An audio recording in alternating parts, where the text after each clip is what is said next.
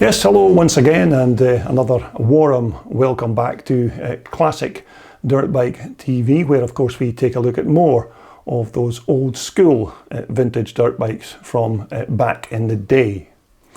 Now in the coming weeks and months here on my channel, we do have some interesting machines lined up for you to take a look at, and of course in the middle of February we will be making the annual trip to Telford to take a look at some of the bikes in the Telford Classic Dirt Bike Show, which of course is over the course of 2 days, and you can see some of these very nice bikes here on my channel soon after that event. So if you haven't already subscribed, then maybe now would be a good time to do that small thing, just in case you miss out on any future videos that I post.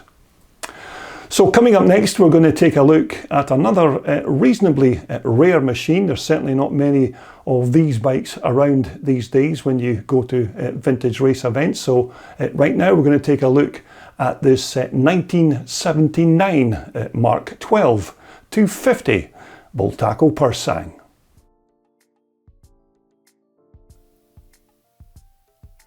Now this quite nice looking 1979 Mark 12 250 Bultaco Pursang is a bike that I filmed a few years back, and at that time it belonged to Scotsman Andrew Craig. Now Andrew had bought the bike from a friend who had purchased it as a bit of a running wreck from an internet auction site, and when Andrew first picked up the bike, the previous owner had already made a small start on its restoration, but it was still a million miles away from being finished, and there was a multitude of parts on the bike that were missing that were going to have to be found to complete its refurbishment. But these Mark 12 250 Pursangs were the replacements to the previous 1978 bikes, and these new 79 variations were the new increased travel Pursangs, as Bultaco owners in the past were always crying out for increased travel and ground clearance on their Bultaco machines, and so this bike here was the answer to give them more travel at the front and rear end, and of course more ground clearance underneath that 250 motor. Now, as I said, when Andrew first got the bike, there were a lot of parts that were missing that he needed to find, but it wasn't all doom and gloom, as the previous owner had already made a start on the bike's chassis and swing arm, and these had already been bead blasted and then repainted. So that was a decent starting point to the bike's refurbishment, because to have the frame and the swing arm already prepped and painted, this was one of the bigger jobs that Andrew didn't have to deal with. And of course, some of the other little bolt-ons to the frame had also been added, like these brand new original footrests. So the completed chassis was the first of Andrew's big headaches out of the way, and it was time for him to move on to the next part of the restoration.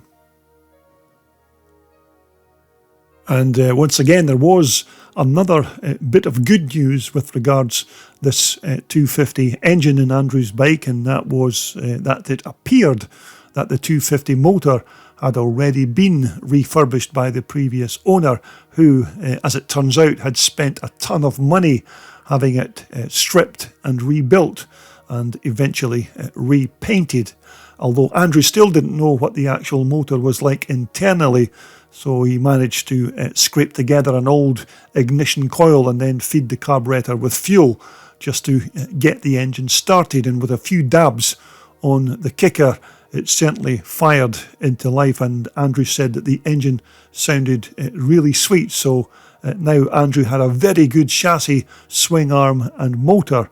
and things for this particular build were certainly looking much brighter. Again, it looks like the previous owner of the bike has done the job correctly again on this engine, as he's fitted the correct Bultaco rubber parts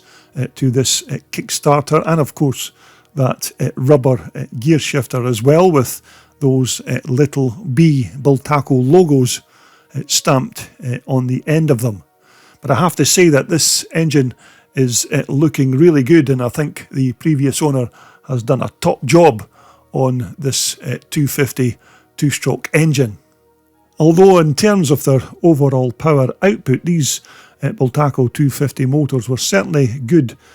power plants. Okay, they were maybe not as powerful as their bigger 360s or 370 engines, but they were still a good, solid, reasonably reliable engine, and you had to set them up correctly for racing, but when you had them set just right, they were as good as any Japanese 250 equivalent of their day.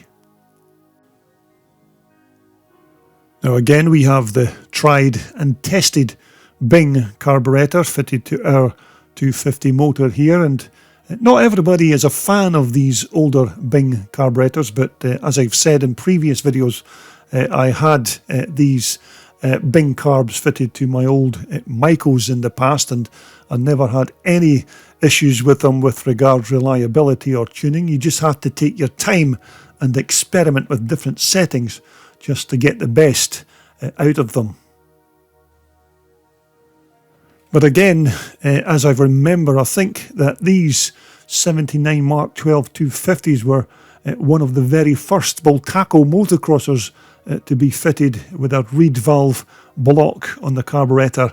intake, as almost all of the previous Bultaco models beforehand were the much simpler piston port variations. Now, as we move to the front end of Andrew's bike, when Andrew took delivery of this bike, these front forks were so badly corroded and rusted that Andrew had to have them reground and then chrome plated, and of course painted as well, and new seals and internals were also fitted. But again, these front suspension units were the extra long travel 260mm legs, which was one of the dominant features of this 79 Bultaco model. But again, another top job on these front forks, and they certainly look as good as the day they left the Bultaco factory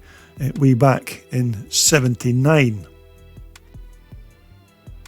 Now also the bike's front and rear brake hubs were also fully refurbished, because their inner braking surfaces at the time were so badly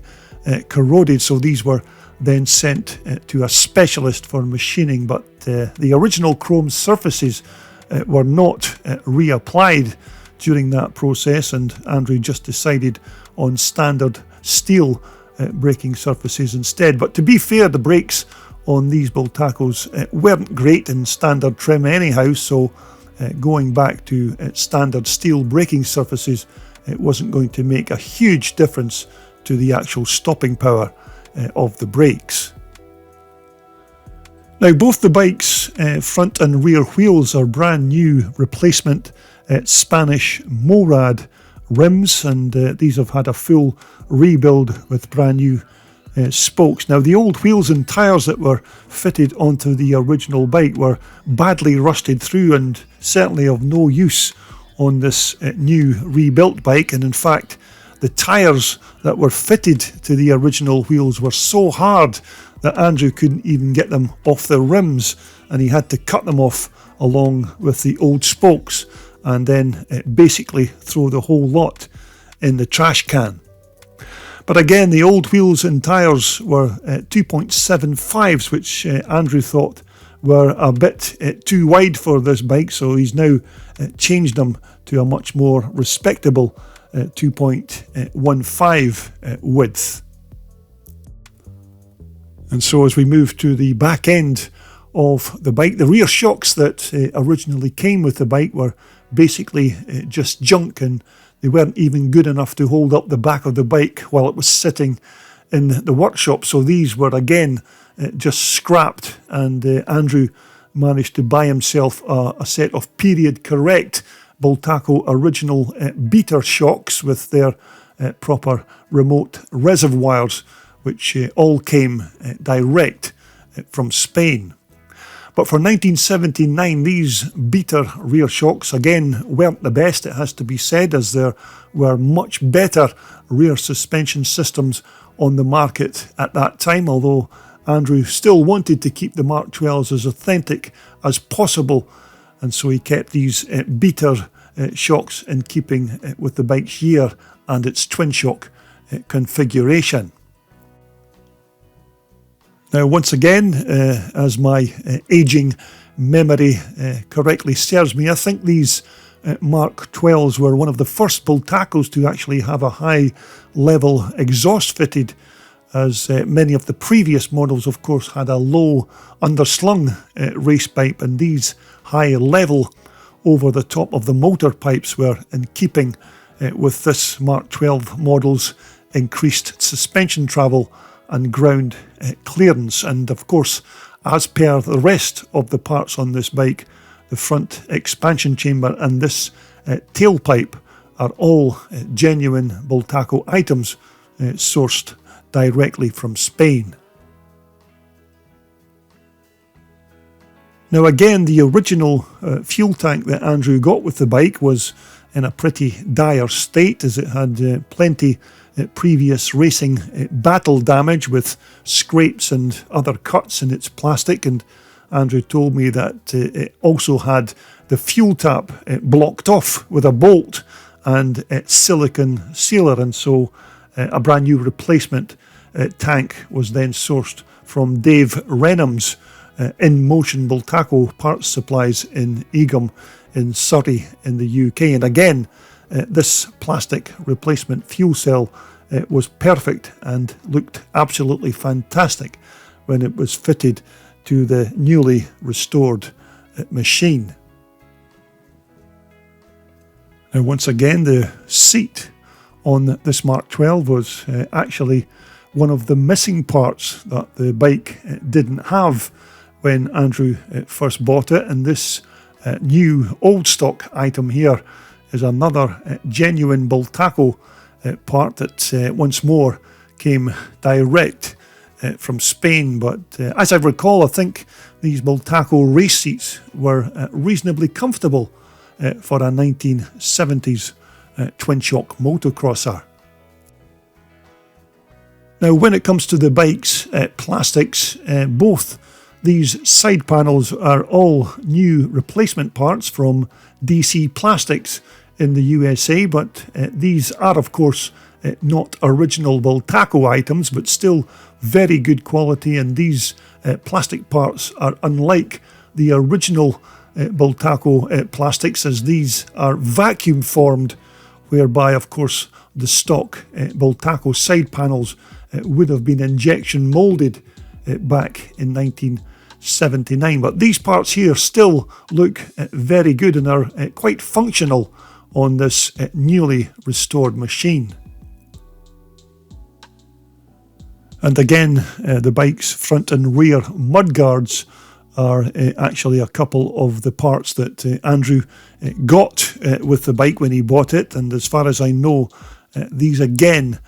were the correct parts for this Mark 12, so it's just a simple case of Andrew